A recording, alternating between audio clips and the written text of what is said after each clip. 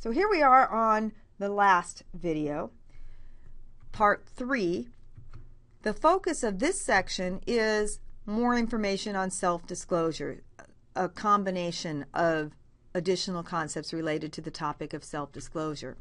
So here is another theory. In 1973, Irwin Altman and Dalmas Taylor developed a theory called social penetration, which proposes that as relationships develop, interpersonal communication moves from relatively shallow, non-intimate levels to deeper and more intimate levels.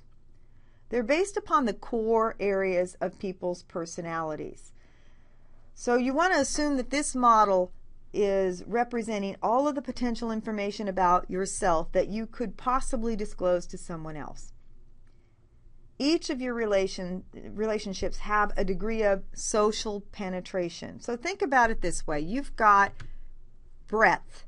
Now, breadth would be the various potential topics, the areas that you can discuss. So you might have, we might call it a spoke, or I've seen a pin be used here. It would be very similar to, I have an area or a piece of the pie, a spoke that's related to my job, how I feel about my job, what kind of job I enjoy doing, where I'm currently working now. I could have another spoke about a romantic relationship. I could have another spoke about my family relationship. I could have a spoke about my religious aspects. I could talk about my experience traveling. So lots of areas, and the more areas that you can talk about, or the more pins that you have in your model, would be your breadth. And some people have a lot of breadth. Some people have much more limited breadth, fewer topics that they could actually talk about. Along with breadth, you have depth. So you see the onion up in the corner there. That's to almost remind you that it's like peeling an onion, that you have to go through the top layers before you go to the interior and get to the interior part of the onion. So you have different levels that you can go through. You have a superficial level. That would be the top area of the onion. These are things that you might tell people fairly easily. You get a little bit more intimate as you get closer to the core, the more important area. So you go through the superficial area before you get to the intimate area. And then there's a personal area as well, something a little bit deeper than that. And then finally, the center, the core, that you don't normally tell very many people, if any at all. Again, as in the Jourard window, you're going to have different models of disclosures for different people in the relationship. So in a very casual relationship, the breadth might be great, but the depth would be shallow. In an intimate relationship, there would probably be high depth in at least one area. So in the first model, you have a limited relationship in which one dimension of yourself has been disclosed to another, and that's it. So that's the model in the upper left. The second model shows a relationship with greater breadth than the green model, but not very much intimacy, and that's the one in the middle on the bottom. The third model would probably be a very close, intimate relationship in which there's been extensive breadth and depth of disclosure. That would be the social penetration model, the peeling back the layers of the onion, or as one of my colleagues calls it, the Shrek model of communication, the ogres are like onions model. Moving on to another view is Sidney Jourard. Sidney Jourard is a social philosopher, a clinical psychologist, and an empirical researcher. His prescription for the human being is increased openness and transparency. So in his view, an ideal relationship is one of free disclosure and understanding in a threat-free environment. And perhaps the kicker in this one is the term threat-free. Remember, we talked about self-disclosure involves risk. So the question is there really such thing as a threat-free environment? Or is it that the potential of threat could be at various levels?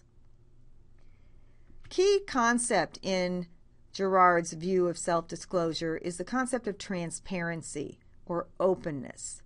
He equates transparency with openness and closedness with sickness and poor health. His concept is that if you disclose yourself to the world and other people disclose themselves to you, so you're allowing other people to disclose themselves to you and you're allowing yourself to disclose yourself to others, that you will be transparent and it would be a much healthier relationship. So that's my very short version of Jourard's theory of self-disclosure. His is quite a bit more intense and much more poetic, in fact. According to Jourard, transparency thus is a multifaceted mode of being, calls for a courage and a willingness to let the world be what it is, to let the other be whom he is, and to let oneself be whom one is. It calls as well for a commitment to truth as it changeably presents itself. It calls for a readiness to suspend concepts and beliefs about self, others, and world, and to perceive what is. It calls for a willingness to suspend imagination, wish, and fantasy, a readiness to inform and revise concepts with fresh inputs of perception. That it calls for courage to disclose oneself to the world is self-evident. So much more of a be willing to disclose information about yourself, but also be willing to let other people disclose information about themselves. Some interesting findings about self-disclosure. First is people differ widely in their willingness to self-disclose. Some people self-disclose very easily. Women tend to self-disclose more than men, whites more than blacks, Americans more than Britons, Middle Easterners, Puerto Ricans, or Germans, Jewish more than Protestants or Catholics. So there's lots of variations there. There's also data about yourself varies in accessibility, meaning there's some information that you'll pretty much tell anybody, but there's others that you will not give them access to. There's also this concept of a dyadic effect. Self-disclosure begets self-disclosure. There appear to be a high correlation between the self-disclosure that you give and the self-disclosure other people give back to you. So you self-disclose something, the other person feels like they should give information back to you. Interestingly, self-disclosure is strongly related to interpersonal attraction. There are 3 things, very short-term interpersonal attraction, why we're attracted to some people and not others. There's physical attractiveness.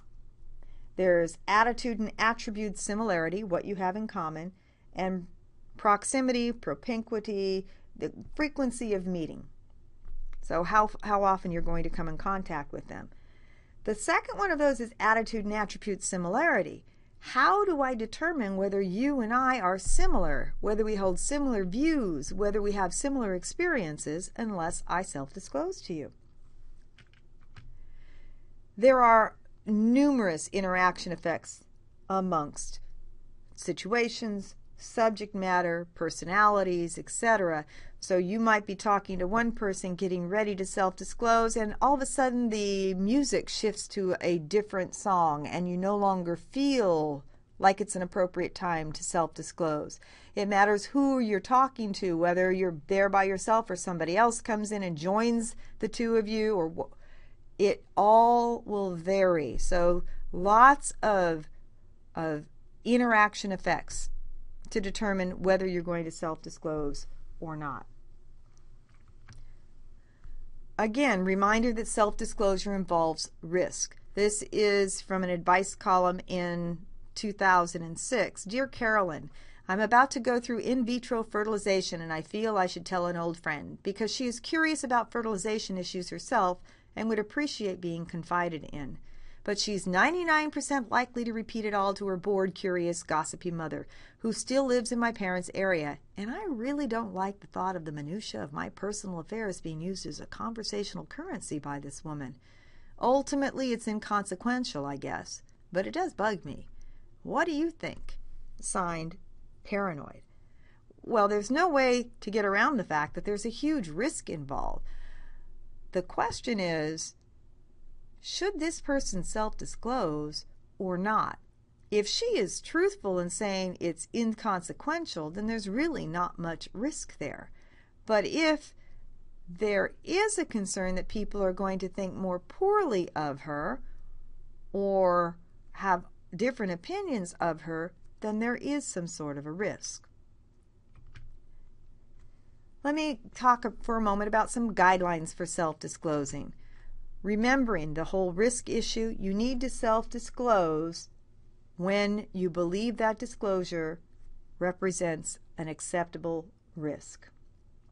There's an Ethiopian proverb that says, confiding a secret to an unworthy person is like carrying grain in a bag with a hole. You need to determine whether the person you're self-disclosing to will maintain confidentiality, that it is worth the risk. Second is this concept of incremental disclosures. You need to move gradually to deeper levels. Think about it as, I want to test the waters before I go a little bit deeper. I want to peel off one part of the onion before I go down to the second part of the onion. So move gradually to deeper levels. Third is you want to monitor nonverbal cues. You want to monitor the cue, your own nonverbal cues. How are you feeling? How uncomfortable are you feeling, and how are you expressing that? Are you making eye contact in the process? And then monitor the other person's nonverbal cues. How are they responding? Is that person's body stiffening up? Is eye contact being made? What is it that is occurring that will help you determine whether you should self-disclose any more information? Be aware of that dyadic effect, the fact that self-disclosure begets self-disclosure. So if you confide something that is very close to you and the other person doesn't give anything back to you, doesn't respond with a reciprocal self-disclosure or self-disclosure on the same level, then rethink whether you want to continue self-disclosing. And lastly, realize that everybody has different attitudes about self-disclosure. What you might consider to be inappropriate self-disclosure, someone else might consider would be extremely important self-disclosure, not only in terms of how much, but what topics that are being self-disclosed. Quiz time. Think about, should you always self-disclose? When should you consider self-disclosing information that's very personal about yourself to someone else? Can you explain what the concept of reciprocity as it relates to self-disclosure is? And does everyone hold the same views about self-disclosure? Yet another quiz on this area. What can you identify as the two main concepts in Altman and Taylor's social penetration model? What would you be able to classify as the two criteria that Sidney Jourard claims define an ideal relationship? And finally, can you explain the concept of transparency in Sidney Jourard's theory of self-disclosure? So now you know more about the concept of self-disclosure. Hopefully, you can then identify ways that will help you learn more about yourself through interacting with others.